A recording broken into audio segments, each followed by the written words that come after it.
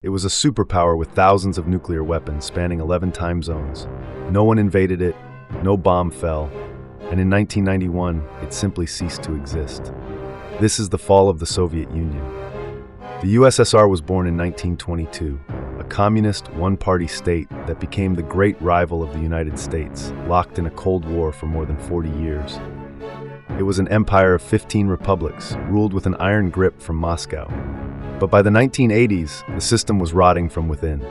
The planned economy had stagnated, shortages, queues, empty shelves, while crushing military spending bled the country dry. A long, unwinnable war in Afghanistan drained it further. And in 1986, the Chernobyl disaster showed the world how the state lied, even to its own people. In 1985, a younger leader, Mikhail Gorbachev, set out to save it. He launched 2 reforms, glasnost, openness, and perestroika, restructuring. But openness let people criticize the state out loud for the first time. Reform loosened the fear that had held the whole thing together, and once it loosened, it could not be stopped.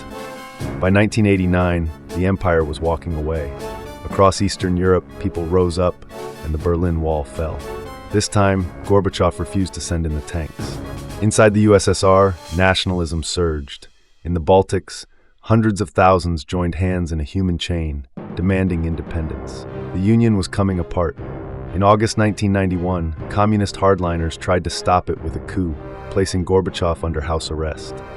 But Boris Yeltsin, the president of Russia, climbed onto a tank outside parliament and defied them. Crowds poured into the streets. Within 3 days, the coup collapsed. It was the death blow. Real power had shifted to Yeltsin and the republics, and one by one, they declared independence. In December, the leaders of Russia, Ukraine, and Belarus met and agreed the Soviet Union no longer existed. On Christmas Day, 1991, Gorbachev resigned. That night, the red flag was lowered over the Kremlin for the last time. 15 new nations were born, and the Cold War was over. For millions, it was liberation.